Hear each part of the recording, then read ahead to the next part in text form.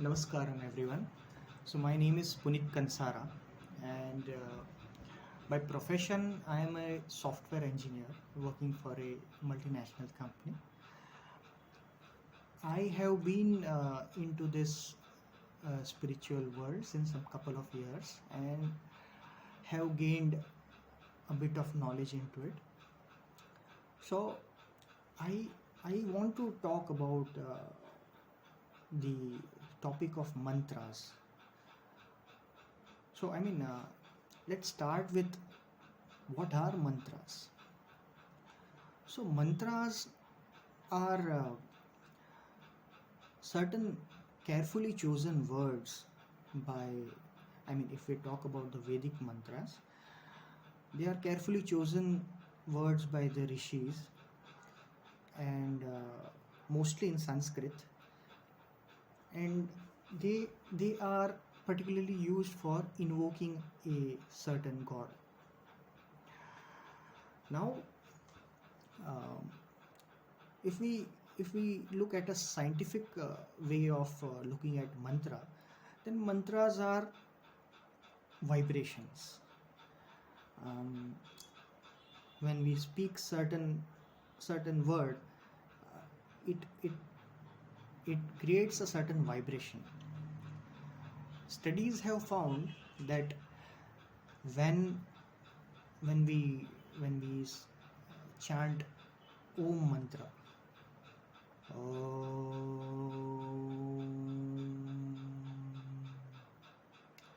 that way, when it is chanted that way, and a certain device is used to understand the vibrations that it generates and what kind of geometrical design is produced out of this mantra, you will be surprised to know that when this Om is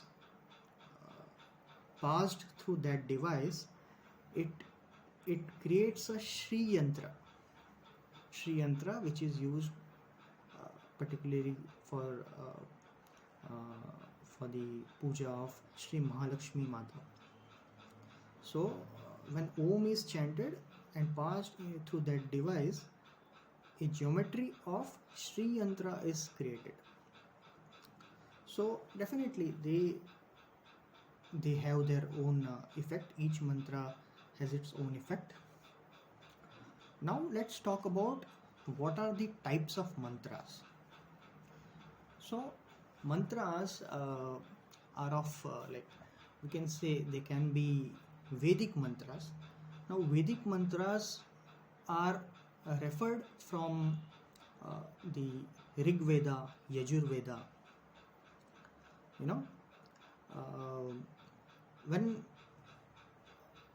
So these are all Sanskrit mantras, and they, during the times of Shiva, that time these mantras, Vedic mantras, were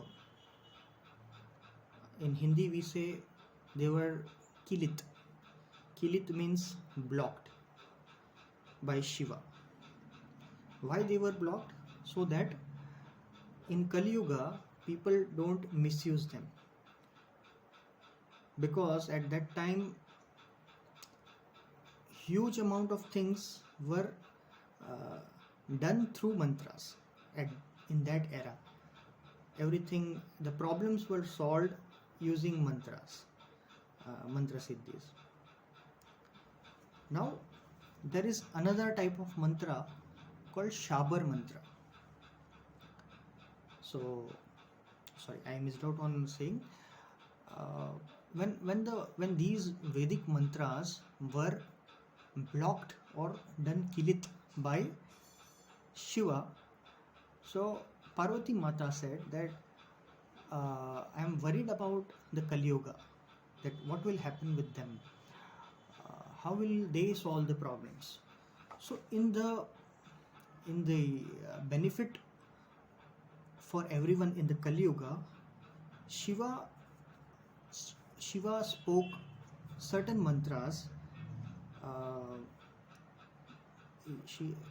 Shiva directly interpreted those mantras to Mata Parvati, and uh, one of the rishi, he secretly heard those mantras.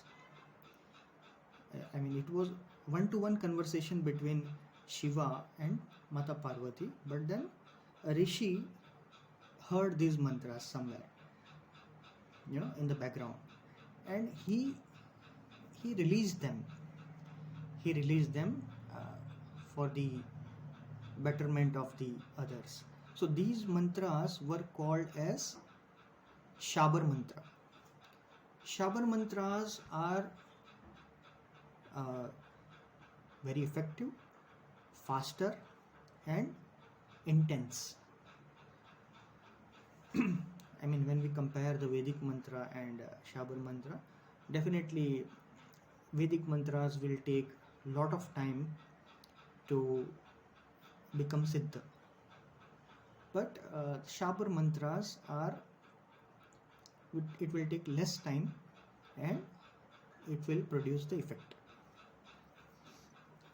Now there is a third type of mantra. Sorry, I would like to mention more about this Shabar mantra. So Shabar mantras are particularly, they were heavily written or done siddhis by Machindranath ji and Gorakhnath ji. So basically the Nath Sampradaya, they have heavily got the siddhis of these mantra, and they have even written their own mantras for the Shabar collection. Now third type of mantra are the Tantrik mantras. So when we hear the word Tantrik, we get very much horrified. But then see, there are, like, even if we look into if the Tantric thing is further looked into deeper, then there are two types of Tantrics. One who cause the harm to others. They do certain rituals to harm others. Definitely that is a big no-no. Never get into that category. Do not get that kind of siddhi, or don't do this for anyone else. It is just like an electricity. Electricity can be used to lit up your house. You can you can run a motor or a fan, but the same electricity, if you touch it, then you understand, you will be in a bad shape. So it is just like that. So Tantrics can be of different types. They have their own siddhis and they use it as per their ambitions. But again, one must not go for anything evil. So the question is, what is the role of a guru? What is the role of a guru, and who is a guru? So if you look at a guru, the definition, guru is someone who is an usher. If you go to a theater, there is a guy with a torch. He will show that is your seat. So you will go and sit there. So what he did is he guided you through the path to your seat. So same way, a guru will tell you what is the right path, or what is the right process of getting a certain mantra siddhi. Now at the same time, guru will also warn you that where is the risk. What are the risks? So when you go with this Shabar mantra or Tantrik mantra, the risk involved here is a threat to your life or threat to the people around you, your family. You cannot go ahead and just start doing this kind of mantras and keep your family around. So it is a very risky thing. So Guru Diksha, if a proper Guru Diksha is taken before one is initiated into this kind of mantra chanting. Now, I mean, many people object that, oh, why we can't, why there are some blockers, why we can't chant this mantra. Everyone should be free to chant the mantra. That is fine, I mean, but then certain restrictions are put for certain mantras or the categories of mantras, so that is for the betterment of you. For the betterment of you, you don't make others fall into a problem, and even you are safe. So a role of a guru is important there. That is why it is said that the knowledge without a guru is useless. He will show you the right path. Now, how should one recite a mantra? So in the case of Samvedic study for the Vedic mantras, so we have a Veda called as Samaveda. Samaveda is a kind of study of music. It will, through this you learn how all the mantras should be recited. What will happen when you chant a mantra the Samvedic way? It will simply multiply its effect. The mantras become more intense. Okay? And the Shabar mantras. So Shabar mantras are like, they are not written in some Sanskrit or something. They are written in the local language. And here lot of swearing is given. In Hindi we say kasam. So basically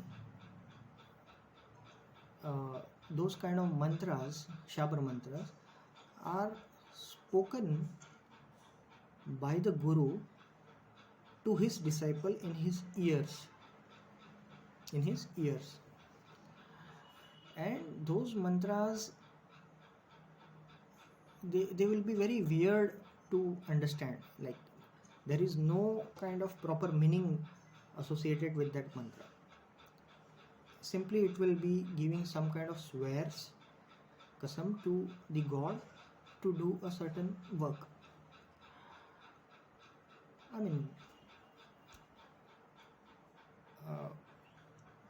If we look a Shabar mantra in more detail, then we feel that, okay, it is a kind of what we say, that I give you a kasam of this, I give you a swear of this person, I give you a swear of this god, please do my work. So that is a kind. So I personally don't, I'm not in favor of this Shabar and Tantrik kind of mantra, but this is just for your knowledge. So I hope you might have got a lot of information from this. I I would like to say thank you for listening to me this long. Thank you. Pranam. Om.